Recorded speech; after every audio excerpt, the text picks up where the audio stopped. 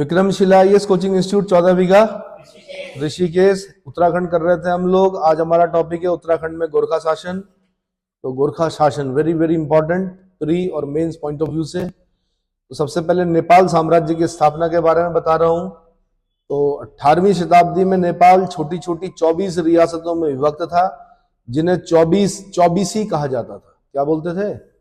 चौबीसी, क्योंकि 24 छोटी छोटी रियासतें थी, इसलिए उन्हें चौबीसी कहा जाता था। नेपाल में नेवार जाति का निवास था, जिनके नाम पर नेपाल का नामकरण माना जाता है। तो नेपाल का नामकरण जो हुआ वो नेवार जाति की वजह से हुआ है। ठीक है। 24 रियासतों में से एक रियासत पर नर भूपाल शाह राज करता था। उसके बाद नेपाल एकीकरण का कार्य Prithvi Narayan Shah, very very important. जैसे हमने गढ़वाल में पढ़ा था कि गढ़वाल में 52 गढ़ थे, उसका एकीकरण किया, ऐसे नेपाल का एकीकरण करने का कार्य किसने किया? पृथ्वी नारायण शाह ने 1742 से लेकर 1775 तक किया। शासनकाल जो है पृथ्वी नारायण शाह का, वो कब से कब तक है? 1742 से 1775 ईस्वी। ठीक है। पृथ्वी नारायण शाह के पुत्र प्रताप शाह ने 1775 से 1778 ईस्वी में राज किया। 1778 ईस्वी में प्रताप शाह का अल्पवयस्क पुत्र रण बहादुर शाह शासक बना, जिसकी संरक्षिका रानी इंद्रलक्ष्मी थी। कौन थी? रानी इंद्रलक्ष्मी थी। रण बहादुर शाह 1778 ईस्वी से 1804 ईस्वी तक नेपाल का राजा रहा। 1778 से लेकर और 1804 ईस्वी तक नेपाल का राजा रहा। 1790 ईस्वी में रण बहादुर शाह केवल 15 वर्ष का था। उसका संरक्षक उसका चाचा चौतरिया बहादुर शाह। चाचा कौन? चौतरिया बहादुर शाह था। अल्मोड़ा पर गोरखाओं के अधिकार के समय नेपाल नरेश कौन था? आंसर रण बहादुर शाह था। लेकिन उम्र कितनी थी? 15 वर्ष का। कितनी? 15 वर्ष। ठीक है। 1804 ईस्वी के बाद नेपाल के राजा विक्रम शाह था, जिसके बाद रण बहादुर शाह ने साधु बनकर अपना नाम निर्गुणानंद रख दिया। निर्गुणानंद रख दिया। ठीक है। कुमाऊं में गोरखा शासन का समय। तो जनवरी 1790 ईस्वी में गोरखों ने अमर सिंह थापा, हस्तीदल चौतरिया और सूरवीर थापा के नेतृत्व में कुमाऊं पर आक्रमण किया। कुमाऊं पर गोरखों ने 2 ओर से आक्रमण किया, जिसमें काली नदी पार करके सोर क्षेत्र से और दूसरी सेना ने बिसुंग होते हुए अल्मोड़ा पर आक्रमण किया। 2 जगह से आक्रमण किया। कहां से? काली नदी पार करके सोर क्षेत्र से, और दूसरी सेना कहां से आई? बिसुंग होते हुए अल्मोड़ा पर आक्रमण किया। 1790 ईस्वी में हवाला बाग के युद्ध में अंतिम चंद नरेश, महेंद्र चंद और गोरखों के बीच साधारण युद्ध हुआ, जिसमें महेंद्र चंद पराजित हुआ और मारा गया। ठीक। गोरखों को कुमाऊं पर आक्रमण का न्योता जो दिया था वो किसने दिया? हर्षदेव जोशी। विभीषण बोलते हैं इसको, है ना? हर्षदेव जोशी ने दिया। हर्षदेव जोशी ने दिया। तो गोरखों को कुमाऊं पर आक्रमण का न्योता किसने दिया भाई? हर्षदेव जोशी ने दिया। ये गड़बड़ है भाई। चलो, कुमाऊं पर गोरखों ने 1790 ईस्वी से 1815 ईस्वी तक 25 वर्ष तक शासन किया। ये पॉइंट याद रहेगा मेरे ख्याल से आप हमेशा, है ना? 1790 से 1815 25 वर्ष तक शासन किया। कुमाऊं जीतने के बाद गोरखों ने गढ़वाल पर 1791 ईस्वी में आक्रमण किया, लेकिन जीतने में असफल रहे। कुमाऊं में गोरखा सूबेदार। कुमाऊं पर गोरखाओं के अधिकार के बाद प्रथम सूबेदार जो था यह सुब्बा जोगामल शाह। किसको नियुक्त किया गया? जोगामल शाह 1791 से 1792 इसको नियुक्त किया गया। कुमाऊं का दूसरा सूबा जो था वो काजी नरशाही को बनाया गया, जिसके समय मंगलवार रात्रि कांड हुआ था। तो मंगलवार रात्रि कांड किसके समय हुआ? काजी नरशाही, है ना? जिसके लिए आज भी यहाँ प्रचलित कहावत है, मंगल की रात और नरशाही का पाला। मंगल की रात और नरशाही का पाला, है ना? तो काजी नरशाही सुब्बा था, ये दूसरा सूबेदार था। उसके समय में मंगलवार रात्रि कांड हुआ था। कुमाऊं में तीसरा गोरखा सूबेदार जो था वो अजब सिंह ख्वास को बनाया गया, जिसके समय अल्मोड़ा में 1500 ग्राम प्रधानों का सामूहिक नरसंहार किया गया। 1500 ग्राम प्रधानों का सामूहिक नरसंहार किसके समय किया गया अल्मोड़ा में? आंसर अजब सिंह ख्वास के समय में। चौथा सूबा अमर सिंह थापा और पांचवा सूबा प्रबल राणा को बनाया गया। छठवां सूबा जो था वो बमशाह। छठवां सूबा कौन? बमशाह। 1797 से 1799 ईस्वी को बनाया गया, जिनसे ब्राह्मणों पर कुशही नामक कर लगाया था। जिसने ब्राह्मणों पर कुशही नामक कर लगाया, तो कुशही नामक कर ब्राह्मणों पर लगाने वाला सूबा कौन था? तो छठवें नंबर का था, जिसका नाम था बमशाह। 1797 से 1799। क्लियर हो गया? सातवां सूबा एक बार फिर से अजब सिंह ख्वास को बनाया गया, जिसका कथन था कि ब्राह्मणों के पैर पूजे जाते हैं, सिर नहीं, इसलिए बोझा सिर पर रखो। कहां पर रखो? ब्राह्मणों के पैर पूजे जाते हैं, सिर नहीं, इसलिए बोझा कहां पर रखना है भाई? सिर पर रखना है। आठवां सूबा जो था वो धौकल सिंह बसनियात बना। धौकल सिंह बसनियात। 1802 ईस्वी में धौकल सिंह की जगह सेनापति रुद्रवीर शाह को सूबा बनाया गया, जिसने टनकर नामक नया कर लगाया। तो टनकर नामक नया कर लगाने वाला सूबा कौन था? आंसर रुद्रवीर शाह। आंसर रुद्रवीर शाह। ठीक है, 9वें नंबर का सूबा था ये। 1803 ईस्वी में कुमाऊं का सूबा जो था वो काजी गजशेखर पांडे था। काजी गजशेखर पांडे। 1806 ईस्वी में सूबेदार ऋतुराज थापा को किसी कारण से दोषी ठहराने के बाद डोटी में फांसी दे दी गई, जिसके बाद चौतरिया बड़ा बमशाह को सूबेदार बनाया गया, जो 1815 ईस्वी तक सूबा बना रहा। 1815 ईस्वी तक सूबा बना रहा कौन? चौतरिया बड़ा बमशाह। चौतरिया बड़ा बमशाह। 1815 ईस्वी में कुमाऊं का सूबेदार जो था वो फ्रेजर साहब बहादुर था। कौन था? फ्रेजर साहब बहादुर। अब जोगा मल्ल शाह का बंदोबस्त बता रहा हूं हल्का सा। जोगा मल्ल शाह ने कुमाऊं का पहला भूमि बंदोबस्त कराया और प्रत्येक बालिग व्यक्ति से 1 रुपया मांगा राज कर लिया। मांगा राज कर यानी पोल टैक्स। 1 रुपया मांगा राज कर पोल टैक्स लिया। जोगा मल्ल शाह ने कुमाऊं में 20 नाली जमीन पर 1 रुपया टैक्स निर्धारित किया, जिसे बीसी नाम से जाना जाता है। 20 नाली जमीन पर 1 रुपया टैक्स, तो जिसे बीसी नाम से जाना जाता था। जोगामल ने दफ्तर के खर्चे के लिए प्रत्येक गांव पर सुवांग दस्तूर नामक राजगर लगाया एवं घुरई पिछई नाम से 2 रुपये सालाना फीस पर मवासे ठहराए गए। घुरई पिछई नाम से 2 रुपये सालाना फीस पर मवासे मतलब मवासी बोलते हैं जो रहने वाले लोग होते हैं, है ना। कितने मवासे हैं इस गांव में, कितने परिवार हैं क्या? तो 2 रुपये सालाना फीस पर मवासे ठहराए गए। इतना समझ में आ गया। अब है गढ़वाल में गोरखा शासन। तो गोरखों ने 1791 ईस्वी में लंगूरगढ़ के किले का घेरा डाला। 1792 ईस्वी में लंगूरगढ़ की संधि के तहत प्रद्युम्न शाह ने कुछ राशि नेपाली दरबार में देना स्वीकार किया। उत्तराखंड में गोरखा शासन को गोरख्याली कहा जाता है। 1803 ईस्वी में अमर सिंह थापा और अस्थिदल चौतरिया के नेतृत्व में गोरखों ने आपदाग्रस्त गढ़वाल पर आक्रमण किया। आपदाग्रस्त क्योंकि 1803 में रेक्टर स्केल पर 9 का भूकंप आया। अब 7.7 का भूकंप म्यांमार में देख रहे होंगे आप, क्या हाल हो रखे। तो जब रेक्टर स्केल 9 का भूकंप आया, बद्रीनाथ केंद्र रहा होगा, तो गढ़वाल की क्या स्थिति रही होगी उस जमाने में। 1803 में आप सोच सकते हो। ठीक है। लंडौर रियासत के गुजर शासक राय दयाल की सहायता से प्रद्युम्न शाह ने 12,000 सैनिकों की सेना के साथ 14 मई 1804 ईस्वी को खुड़बुड़ा के युद्ध में भाग लिया, जहां पर वीरगति को प्राप्त हुए। कौन? प्रद्युम्न शाह। 1804 ईस्वी में अमर सिंह थापा और उसके पुत्र रणजोड़ थापा ने गढ़वाल कुमाऊं का प्रशासन अपने हाथ में ले लिया। अमर सिंह थापा और उसके पुत्र रणजोड़ थापा ने गढ़वाल कुमाऊं का प्रशासन अपने हाथ में ले लिया। गढ़वाल पर गोरखाओं ने 1804 से 1815 ईस्वी यानी 10.5 वर्ष तक शासन किया। कुमाऊं पर 25 वर्ष और गढ़वाल पर 10.5 वर्ष तक शासन किया। हस्तिदल शाह ने गढ़वाल में गोरखा प्रशासक के रूप में कार्य किया। किसने?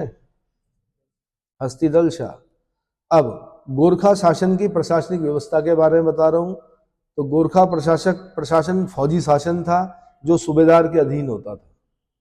गोरखा सैनिकों का मुख्य हथियार खुखरी था, जिसका प्रमुख केंद्र गढ़ी नामक का नगर था। गढ़ी नाम का नगर था। खुखरिया बनाकर गोरखा सैनिकों को नेवार जाति के लोहार देते थे। कौन देते थे? नेवार जाति के लोहार देते थे। गोरखों ने गढ़वाल व कुमाऊं के घरों के छतों पर महिलाओं के चढ़ने पर पाबंदी लगा दी थी।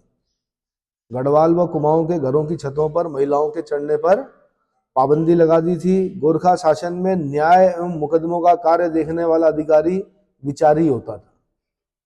न्याय और मुकदमों का कार्य देखने वाला अधिकारी विचारी होता था। गोरखा शासन में न्याय सुनवाई से पहले वादी प्रतिवादी से महाभारत या हरिवंश की कसम कराई जाती थी। हरिवंश पुराण या महाभारत या हरिवंश की कसम कराई जाती थी। सच या झूठ का पता करने के लिए दिव्य नामक अग्नि परीक्षा ली जाती थी। दिव्य 3 प्रकार की होती थी। दिव्य परीक्षाएं जो होती थी वो 3 प्रकार की होती थी। गोलादीप प्रथा। पूछेगा दिव्य कितने प्रकार के थे गोरखाओं के समय में? 3 प्रकार के दिव्य थे। तो पहला है गोलादीप प्रथा। इसमें क्या करते थे? लोहे का गर्म डंडा हाथ में रखकर कुछ दूरी तक चलना पड़ता था। जो नियत दूरी तय नहीं कर पाता था उसे दोषी समझा जाता था। क्या? उसे दोषी समझा जाता था। दूसरा था कड़ाई दीप प्रथा। इसमें खौलती कड़ाई के उबलते तेल में दोषी को हाथ डाला जाता था। हाथ जलने की स्थिति में उसे दोषी ठहराया जाता था। 99.99% चांस यही होते थे कि हाथ जलता ही था। ठीक है, मतलब दोषी है। तराजू दीप प्रथा। इसमें अपराधी को तराजू में पत्थरों से तोला जाता था, जिन्हें शाम के समय अलग स्थान में रखा जाता था। दूसरे दिन उसी व्यक्ति को पुनः तोलने पर यदि वजन अधिक हो तो निर्दोष और हल्का हो तो दोषी माना जाता था। भाई अगर खाएगा पिएगा, जब वो दोषी नहीं है तो खाएगा पिएगा, टेंशन नहीं होगी तो वेट बढ़ेगा उसका। और अगर टेंशन में आ गया तो वेट घटेगा तो समझ लो दोषी। तो ये अजीब प्रकार की न्याय व्यवस्थाएं थी, है ना। फौजी शासन था। अच्छा जी, गोरखा शासन के समय कर। गोरखाओं ने चंद राजाओं द्वारा लगाए गए 36 रकम व 32 कलम वाले कुछ पुराने करों को बहाल रखा और कुछ को तात्कालिक कारणों को ध्यान में रखकर नए कर लगाए। तो 36 रकम 32 कलम ये किसके समय में थे? चंद राजाओं के समय में लगाए गए थे। 36 रकम 32 कलम, ये क्वेश्चन बना हुआ है चंद राजाओं के समय में। गोरखाओं ने ब्राह्मणों पर कुसही नामक कर लगाया। यह कर 260 नाली या 13 जूलियां तक जमीन हथियाए हुए ब्राह्मणों पर 5 रुपए प्रति मवासा लगाया गया। 5 रुपए प्रति। अब आप सोच रहे हो 5 रुपया क्या है, कोई भी दे सकता है। उस जमाने में 5 रुपए भाई बहुत बड़ी चीज है ना। जब 5-10 पैसे की बकरा आ जाता था, तो आप सोच लो 5 रुपया प्रति मवासा। मवासा मतलब परिवार। ऐसे पुंगाड़ी कर, ये तो क्वेश्चन बना है अभी हाल ही में। भूमि कर से लगभग 1.5 लाख सालाना आय होती थी। इस कर के माध्यम से सैनिकों को वेतन दिया जाता था। पुंगाड़ी कर क्या था? भूमि कर था। इससे 1.5 लाख सालाना आय होती थी। कितनी? 1.5 लाख रुपए। इस कर से ही सैनिकों को वेतन दिया जाता था। अगला हो गया टीका भेंट कर। शादी व विवाह के समय लिया जाता था। टीका भेंट कर शादी या विवाह के समय लिया जाता था। उसके बाद मांगा कर, ये प्रत्येक नौजवान से 1 रुपया लिया जाता था और मांगा कर को तात्कालिक कर के रूप में युद्ध के समय भी वसूला जाता था। युद्ध के समय भी वसूला जाता था। अगला हो गया टाड कर या तान कर।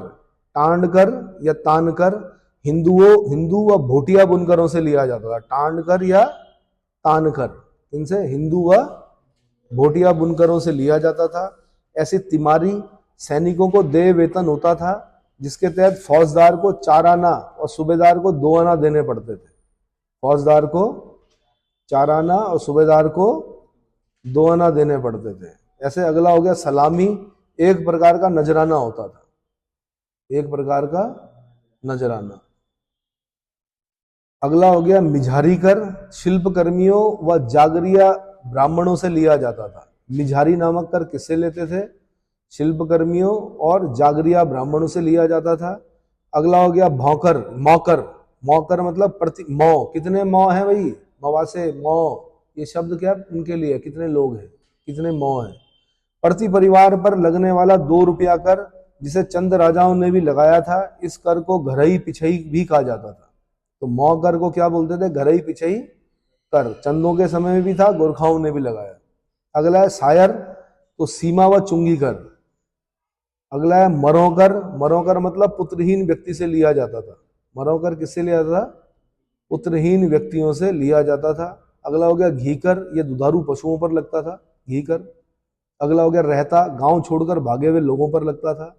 अगला हो गया बहता कर, रहता बहता, रहता हो गया गांव छोड़कर भागे हुए लोगों पर, और बहता कर हो गया छिपाई संपत्ति पर लगने वाला कर, छिपाई भी संपत्ति पर लगने वाला कर। ऐसे हो गया गोबर व पुछिया, ये नामक कर जो थे गोरखाकालीन थे, गोबर व पुछिया। अगला हो गया सोन्या फागुन, ये गोरखों के उत्सवों का खर्च होता था। सोन्या फागुन क्या था? गोरखों के उत्सवों का खर्च।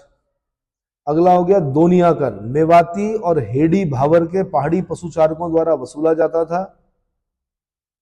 मेवाती और हेडी भावर के पहाड़ी पशुचारकों द्वारा वसूला जाता था दोनिया कर। अगला राज कर्मचारियों से लगान की जानकारी लेने के लिए जान्या शून्या कर लेना पड़ता था, जान्या शून्या कर देना पड़ता था। तो अगर राज्य कर्मचारियों से लगान की जानकारी आपको लेनी है तो जान्या शून्या कर देना पड़ेगा उस जमाने में, ठीक है। पगड़ी या पगड़ी कर, जमीन या जायदाद हस्तांतरण के लिए एक मुश्त देना पड़ता था। जमीन हस्तांतरण या जायदाद हस्तांतरण के लिए एक मुश्त जो कर दिया जाता था उसको क्या बोलते थे? पगड़ी या पगड़ी कर। अगला हो गया अधनी दफ्तरी, यह कर राजस्व कर्मचारियों के वेतन के लिए खस जमींदारों से लिया जाता था। इनसे खस जमींदारों से लिया जाता था। अगला हो गया मेजबानी दस्तूर, यह ढाई होता था। मेजबानी दस्तूर कितना था? 2.5 आना। अगला गांव के प्रधान थोकदार के अधीन होता था, जिन्हें राजगर के अलावा इनको दस्तूर देना पड़ता था। क्या देना पड़ता था? तो गांव के प्रधान को प्रधान बोलते थे, और ये जो प्रधान होते थे थोकदारों के अधीन होते थे। किसके? थोकदारों के अधीन। अच्छा, गोरखा शासन में काश्तकारों से कर ठेकाबंदी के आधार पर लिया जाता था। काश्तकारों से कर ठेकाबंदी के आधार पर लिया जाता था। गोरखा शासन में सेवा के बदले दी जाने वाली भूमि को मनोचौल कहा जाता था। क्या बोलते थे? सेवा के बदले में दी जाने वाली भूमि को मनोचौल कहा जाता था। अगला कल्याण धन, केरू, बख्शीश, ऊपरी रकम आदि गोरखाकालीन कर थे। कल्याण धन, केरू, बख्शीश और ऊपरी रकम, ये सब क्या थे? गोरखाकालीन कर थे। 1812 ईस्वी में नेपाल में भूव्यवस्था सुधार के लिए काजी बहादुर भंडारी को भेजा, जिसने भूप्रबंधन किया। तो 1812 का भूप्रबंधन किसने किया? काजी बहादुर भंडारी ने। फिर जब अंग्रेज आ जाएंगे ना, यहाँ पे 11 भूमि बंदोबस्त पढ़ने हैं आपने। फिर इसका अंग्रेजों के समय में उत्तराखंड में 11 भूमि बंदोबस्त हुए, उनके नाम पढ़ने हैं, और उन बंदोबस्त में क्या क्या हो सब पढ़ना है। अगला, गोरखों ने कर वसूलने के नियम बनाए, जिन्हें बली कहते थे। क्या बोलते थे? बली। रण बहादुर चंद्रिका की रचना कवि मौलाराम ने की थी। रण बहादुर चंद्रिका किसने लिखी? आंसर मौलाराम तोमर ने लिखी, जिसके लिए नेपाल सरकार ने उन्हें जागीर दी थी। क्या दी थी? ठीक है भाई। उसके बाद कुछ मैं आपको गोरखा शासन में समाज और स्थापत्य के बारे में बता रहा हूँ। तो गोरखा लोग गाय व ब्राह्मणों को बहुत मानते थे, लेकिन कुछ ही ब्राह्मणों को मानते थे, जिनमें प्रमुख कौन थे? पांडे और उपाध्याय। पांडे और उपाध्याय। गोरखों को सुअर का मांस और मदिरा प्रिय था। राई, गरुड़, लिंबू, थापा, गुरंग जाति गोरखा समाज के अंग थे। कौन कौन? राई, गरुड़, लिंबू, थापा और गुरंग आदि जाति ये गोरखा समाज के अंग थे। गरुड़ जाति के गोरखे मोस्टा को अपना इष्ट देवता मानते थे। तो गोरखा जाति का इष्ट देवता कौन था? आंसर मोस्टा। कौन था? गोरखों की राजभाषा गोरखाली है, और समूचा साहित्य नेवारी भाषा में मिलता है एवं खसकुरी भाषा बोली जाती है। कौन सी भाषा बोली जाती है? खसकुरी भाषा बोली जाती है। गोरखों का प्रिय त्योहार दसाई यानी दशहरा, यह शक्ति देवी का त्योहार है। इस दिन वे अपने हथियारों की पूजा करते थे। क्या करते थे? अपने हथियारों की पूजा करते थे।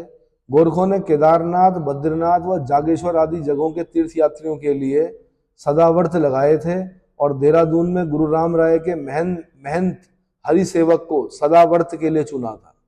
महंत हरिसेवक को सदाव्रत के लिए चुना था। चंपावत के बालेश्वर मंदिर का जीर्णोद्धार 1796 ईस्वी में सूबेदार महावीर थापा ने कराया था। बालेश्वर मंदिर का जीर्णोद्धार 1796 में किसने कराया? सूबेदार महावीर थापा ने करवाया। 1797 ईस्वी में रण बहादुर शाह की पत्नी कांति देवी ने सतौली परगने के कुछ गांवों को केदारनाथ मंदिर में सदाव्रत चलाने के लिए दान में दिया था। केदारनाथ मंदिर में सदाव्रत चलाने के लिए दान में दिया था। ऐसे रण बहादुर शाह ने कोटली परगने के ग्राम को बद्रीनाथ यात्रियों के सदाव्रत चलाने के लिए दान में दिया था। खर्चा ऐसे ही निकलता था उस समय तीर्थ यात्रियों का, कोई वो थोड़े होता था कि प्रसाद खाना पीना जो भी था वो सब दान दक्षिणा से ही चलता था। रेपर ने 1808 ईस्वी से 1811 ईस्वी तक गढ़वाल का सर्वेक्षण किया। किसने? रेपर ने। इतना समझ में आ गया। अब कुछ गोरखाकालीन शब्दावलियां बता रहा हूं, ये क्वेश्चन बनने हैं, इसको हल्के में मत लेना, बने हुए हैं। हाँ, पेपर देख लेना उठा के, इन्हीं में से बनते हैं क्वेश्चन। तो जैसे कठुआ, ब्राह्मण दास। कठुआ मतलब ब्राह्मण दास को कठुआ कहते थे। न्यायाधीश को विचारी बोलते थे। कार्यरत जो सैनिक होते थे उनको जागरिया या जागचा कहते थे। दशहरे को दसाई कहते थे। 2 वर्ष के लिए सेवा मुक्त सैनिकों को ढाकरिया बोलते थे। पेंशन प्राप्त प्रधान अधिकारियों को ठाकुरिया बोलते थे। क्या बोलते थे? ठाकुरिया। शिल्पकर्मियों को कामी बोलते थे। नाई को नौ बोलते थे। नाई को नौ। और सुनवार को सुनार बोलते थे। क्या बोलते थे? सुनार को सुनवार बोलते थे। क्या बोलते थे? सुनवार। सुनवार को सुनार। ठीक है। आंग्ल नेपाल युद्ध एवं तत्कालीन गढ़वाल कुमाऊं क्षेत्र के बारे में बता रहा हूं। ठीक है। तो आंग्ल व नेपाल युद्ध का कारण गोरखापुर में बुटवल प्रांत में ईस्ट इंडिया कंपनी से गोरखों ने 200 ग्राम छीने थे। कितने? बुटवल प्रांत में ईस्ट इंडिया कंपनी ने गोरखों से 200 ग्राम छीने थे। गोरखा प्रधानमंत्री भीमसेन थापा ने विस्तारवादी नीति का अनुसरण किया और अंग्रेजों से गोरखपुर में 200 ग्राम छीने थे।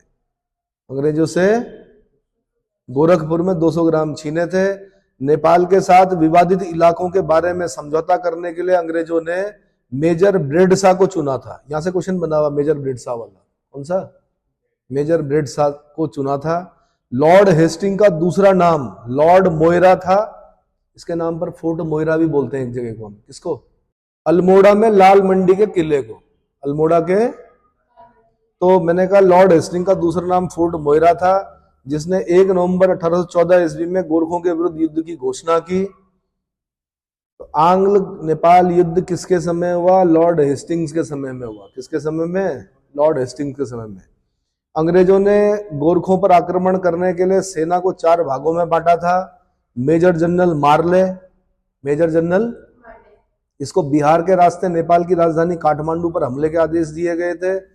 दूसरा हो गया major general JS Wood, Gorakhpur में हमले के लिए आदेश दिया गया। तीसरे हो गए मेजर जनरल जिलेप्सी, देहरादून खलंगा किले पर हमले के लिए 3500 सैनिक तैनात किए गए। खलंगा का युद्ध सुना होगा आपने, देहरादून आज भी जाएंगे आप, नाला पानी और खलंगा, है ना। और जनरल जिलेप्सी की कब्र भी दिखेगी आपको वहां पर। अगला मेजर जनरल ऑक्टरलोनी, सतलुज और यमुना नदी के मध्यवर्ती और गोरखा शासन के पश्चिमी सीमा के लिए भेजा गया। तो 4 थे जनरल। कौन कौन? Major general Marley, major general JS Wood, major general Gillespie और मेजर जनरल ऑक्टरलोनी। ऐसे ही साम्राज्य खड़े नहीं होते हैं, उसके लिए बहुत मेहनत भी करनी पड़ती है। अगर एक तरफ से भले ही हमारे शत्रु हो अंग्रेज, लेकिन मैं एक बात बता रहा हूं कि किस देश में कहाँ यूरोप रह गया, कहाँ वो उधर, कहाँ अटलांटिक ओशियन के बगल में वो देश, वहां से वो आ रहे हैं, वो यंग लड़के आ रहे हैं, यहाँ पर क्या कर रहे हैं? युद्ध कर रहे हैं। किसके साथ युद्ध कर रहे हैं ये भी पता नहीं उन्हें कि गोरखा है कौन। बाद में पता चलता उन्हें कि भाई खुखरी से ही क्या कर दिया, कमाल कर दिया इन्होंने। समझ में आया? तो बाद में इतने प्रभावित हुए कि जब संधि हुई तो बोला इन्होंने कि भाई हमारी सेना में गोरखा लोग क्या होंगे? भर्ती होंगे। गोरखा रेजिमेंट बनाई गई। ठीक है। 24 अक्टूबर 1814 ईस्वी में ब्रिटिश सेना तिमली और मोहखंड दर्रे से दून घाटी में पहुंची। मोहनखंड दर्रा, कौन सा? मोहनखंड दर्रे से दून घाटी में पहुंची, तिमली और मोहनखंड दर्रे होते हुए। देहरादून में कलुंगा किले और नालापानी किले पर सबसे पहले हमला हुआ, जहां गोरखा सैनिकों का नेतृत्व बलभद्र सिंह थापा कर रहा था। कौन कर रहा था? बलभद्र सिंह थापा। 31 अक्टूबर 1814 ईस्वी में जिलेप्सी नाला पानी दुर्ग में मारा गया। तो नाला पानी के युद्ध में मरने वाला अंग्रेज जनरल कौन था? Answer general Gillespie. कौन? Major general जिलेप्सी। जिलेप्सी, ठीक है, मारा गया। 30 नवंबर 1814 ईस्वी को कलुंगा दुर्ग में बमबारी की गई। कलुंगा दुर्ग में, खलुंगा का युद्ध जिसको बोलते हैं हम, कलुंगा या खलंगा भी बोलते हैं, कलुंगा के उस पर बमबारी की गई। कलुंगा युद्ध में मेजर जनरल जिलेप्सी के साथ साथ गोरखाओं के 420 जवान मारे गए। कितने? 420 जवान मारे गए।